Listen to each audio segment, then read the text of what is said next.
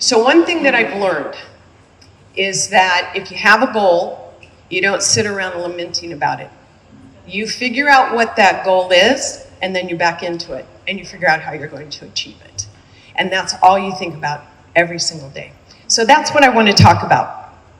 Let's go ahead and get this going. I focused a lot on how to market in the small to mid-sized business.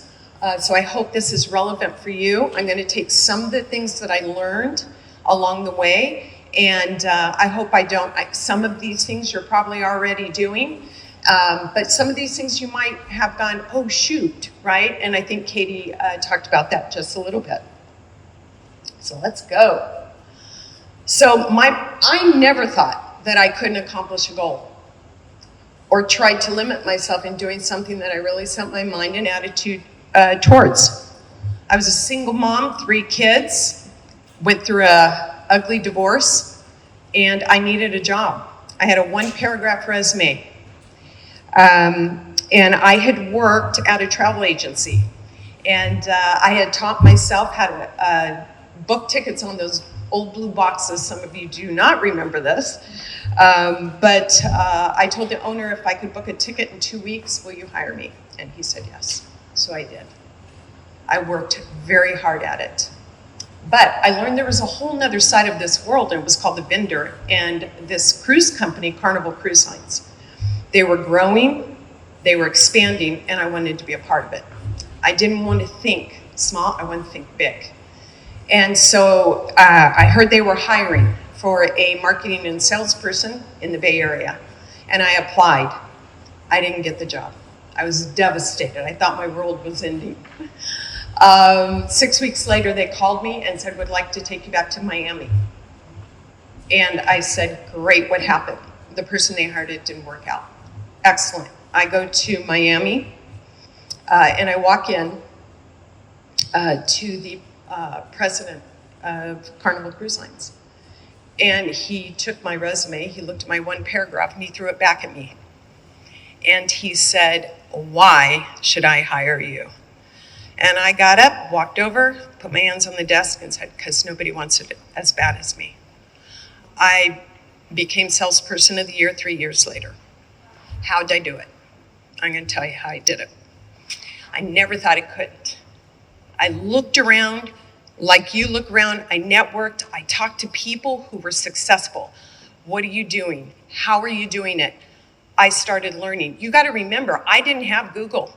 We didn't have the internet yet. So how did you do it? And I think that's a missing component. And that's why this group is so wonderful. Talk to other people. Don't think that, oh, what will they think of me? Who cares? Ask the hard questions. If you walk into a business and you see something that they're doing really great, ask them how they did it. Because you can learn from that. And that's one of the things that I did. So Virgin America. Everyone thinks, oh, well, that had to have been easy. Oh, no, it was not. Let me tell you what, at Virgin America, it was hard. I didn't want to go to work for an airline. I thought I was pretty happy over at this little .com called Expedia. And I was in my 3rd year build there, and we were still building. But this little company in 2007 started kind of rising up there. And I thought, but I have no desire to work for like a United or a Delta or something. And they said, no, this is different. And that was the first time I'd heard that word and really thought about it. It's different. Okay, tell me how it's different. No, we want you to experience it. That's the second word I heard. Different and an experience with an airline, that doesn't equate. They said, well, let's put you on the plane. I got on that plane and I took the job. I took a pay cut and I took that job because I got their vision. I got what they were going to do and I wanted to be a part of that. So what did they do? Virgin America launched in 2007 But it took them 3 years. A lot of people don't know that, from 2004 to 2017 to be able to fly. Who'd they go up against? They were a small airline. They had 12 little planes. Who'd they go up against? They went up against Delta, United, American. It was beastly. It was like, if y'all know the story of David and Goliath, that's what it felt like. They would not let them fly. That's why they didn't get started for 3 years. They said, you're not flying. But they persevered. They kept pushing forward. And that's what you have to do. And what they do, they changed the way the industry looked at flying. They constantly were evolving. They knew who they were. They were hip, they were cool, they were innovative. Not sure why I was there, but they knew their market. Boy, if there's something, that game that you just played, that is a great game to play. You have to know your market and who you're marketing to and who your customers are. That is the way that you will build your business. It's very important. They forced change in an industry. I was looking at, we were back there looking at a couple of the websites. You got some really cool people in this group. You've got some really nice websites out there too. Forcing change in an industry that hadn't changed in forever is hard.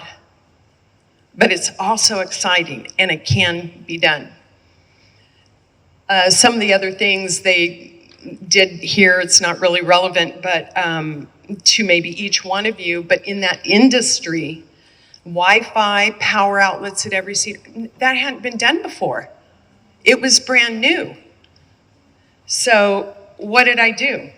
How did I market it?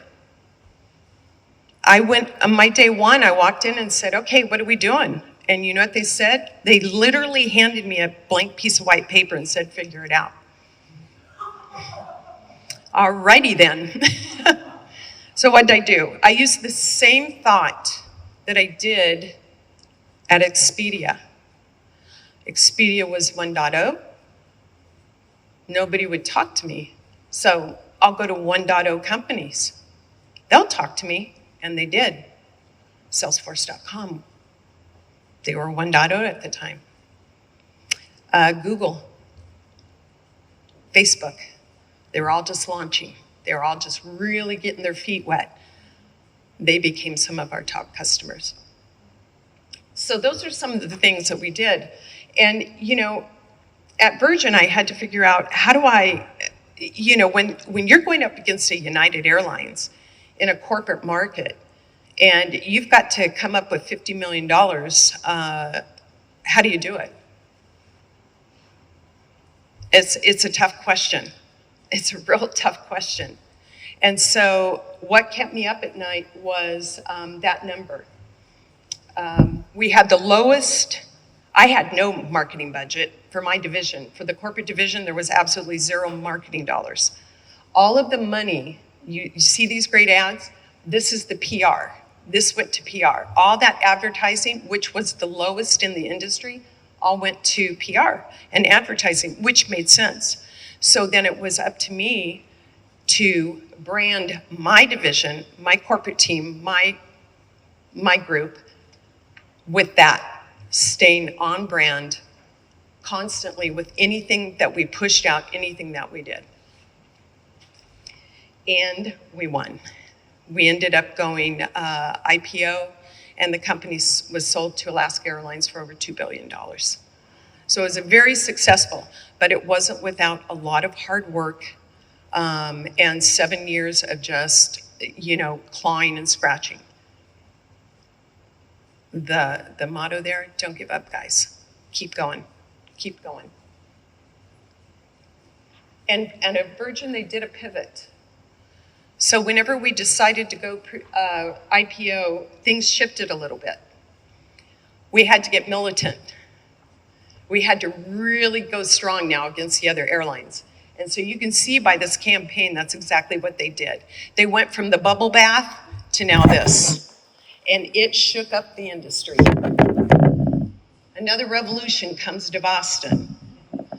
they started putting these little cute emoji things that started becoming the rage that everybody wanted, so you could personalize your experience as you went through the booking experience. They got the booking experience down to 90 seconds. You could literally book a flight in 90 seconds. Nobody else had done any of that. They were innovators, they were creative, they pivoted. They were smart marketing. They had the right mindset. So I wanted to go over a little bit of, I don't think I need that, of how important it is to have this. I've spoken to a lot of people that get into startup, and they think easily, and if you guys want to have this pitch deck, you can have it. Some of the things that's really important, I can't stress enough, you have to have a business plan. If you don't have a business plan, you don't know where you're going. So you have to have a business plan. And in that business plan, you have to have a full understanding of your market. And within that, you have to have a marketing plan and a strategy. It can't just be a marketing plan. It has to be strategy along with that marketing plan. You have to always know who your competitors are. It's very important to know who are you up against, because if you know who you're up against, you should be able to answer that question. If I come up to you and say, hey, who's your competitor? He should be able to tell me. Why are you better? You should be able to say that in under 2 minutes. And if you struggle with that, I really want to encourage you to figure it out. We call it an elevator pitch. Call it whatever you want. But you should be able to say why my product is better than anybody else's in under 2 minutes. You continuously innovate. I know that's hard, but you have to always think innovation, recreation, and pivot is needed. So you come out with new stuff, right? What's on the back burner? What are you thinking about? You have to always be thinking about that. You have to think like an executive. You are the CEO of your company. You have to make sure that it's fresh, user-friendly, and customer-focused. You have to persevere, you have to be passionate, and you have to hustle. You can't lose your hustle. Every day that you get up, that's important, and I'm going to go into why. But let's get real. It's expensive to advertise. It costs money to make things like this happen. As I mentioned, we didn't have the budget at Expedia, we didn't have the budget at Virgin America, and we didn't have the budget at Cedar Fair for any corporate anything. So how'd we do it? If you look up here, I would love to have had it, but this is an actual from 2023 latest of how much it costs to do search advertising benchmarks. $53. I mean, my gosh, when you're selling a $25 product, who can afford that, right? So what do? How do you do it? You're gonna start small and you're gonna think big. And what I mean by that is that you have to have goals, right?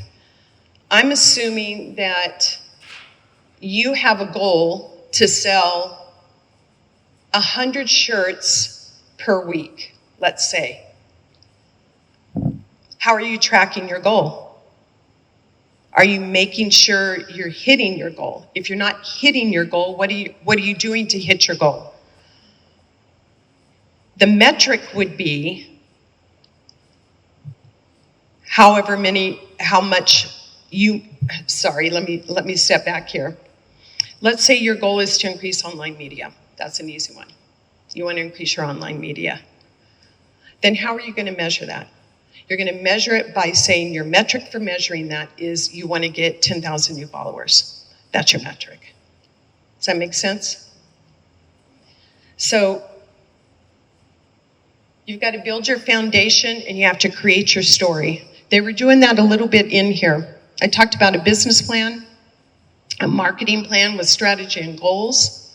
On top of that, you have to run campaigns. You should each have a marketing calendar. It's on a lot of times it's just really a spreadsheet. I have an example of it in here. And you should be constantly putting out a marketing piece every week, if not every day. You should be working on blogs, vlogs, all of it. Marketing timeline with key milestones. Social media, we're going to talk about that. Understanding who your customers are, the persona. They talked about that tonight as well. At every one of these companies, we also would always create a persona. Who's your customer? Who are you selling to? You should know who they are. Create that persona. That will help you when you go to market. Put activities within your marketing plan. Brand presence on everything you do. Know the competitive landscape. And market position. Be an influencer. Be a leader. Look for influencers. Look for leaders. You should be aligning with your other influencers and leaders.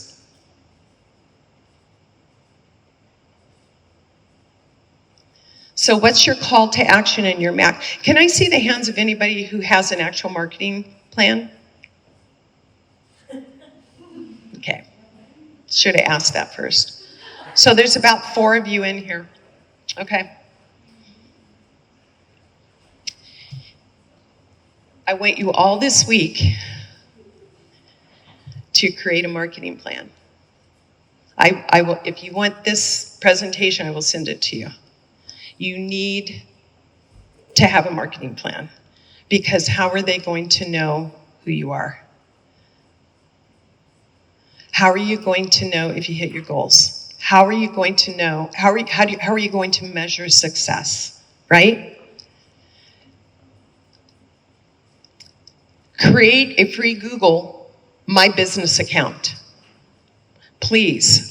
I don't know how many small businesses I go on the website and I have to dig to find directions, and I have to dig to find where their address is. I have to dig to find their phone number. That should be up front, right? Talk to this gentleman over here who did 49th. He has a beautiful site. We like that site. That's a good site. Post and engage on social media. This should be part of your marketing plan. If you're trying to sell your widget, you have to engage the people that want it. And you have to do it consistently. Who's doing it? And when you post and engage on social media, when you get a response back, you have to respond back quickly. Not in 3-4 days. You have to do immediate. Keep your phone with you. Use hashtags. Think about keywords. The more words that you put out about your business and the more words that you use in a search, Google recognizes. It's really important. Use LinkedIn wisely. And what does that mean? If you do not have your business on LinkedIn, please do so. Become an influencer on LinkedIn. Okay? Local SEO, location keywords. Direct your influence on what you would like them to say. If you find somebody who's going to be a key influencer for you, they love your product. Man, get them to do a small video for you. Get them to do something, and put it on your site. Hey, they did a really great job. They become an influencer. Develop an email marketing plan. I call it the drip system.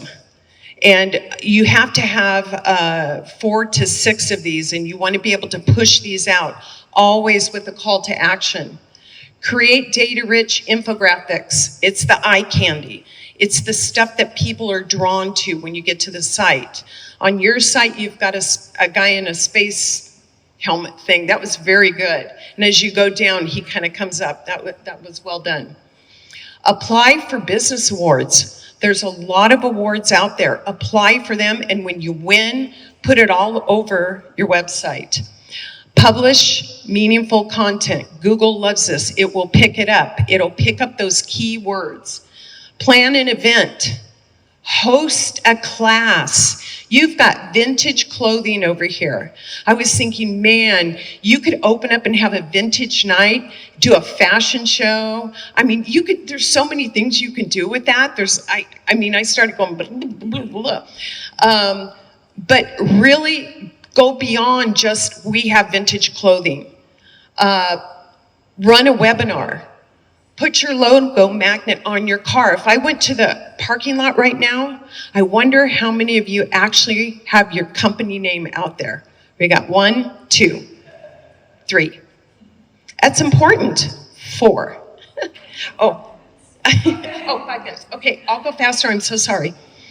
Okay, how did we do it then? How did I do it with no money? I ran what's called a grassroots. It's old style, it's old school, and let me tell you, it works.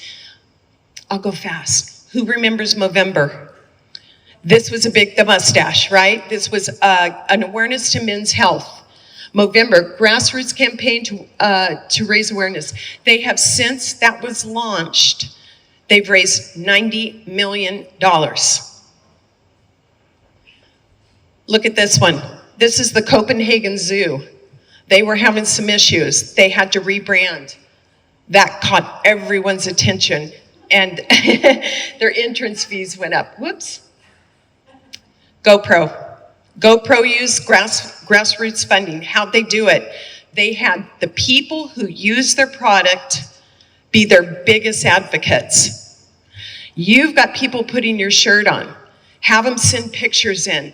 Post it on your website. You guys, this is grassroots marketing. Your social media, I'm hurrying. Your social media presence is all about your brand. Whatever you do, remember, your ultimate goal is trying to put leads into your marketing funnel. That's why you're doing all of these exercises. Engage your audience, new content frequently. I want to poke my eyes out when I go to a site that hasn't changed in like 5 years. It's like, manage your community, your influence, your bloggers, your loyal customers. You have people who like what you do. Get their voice on your site. It takes time to build, so stick positive. Stick to your brand identity. Put your logo on everything.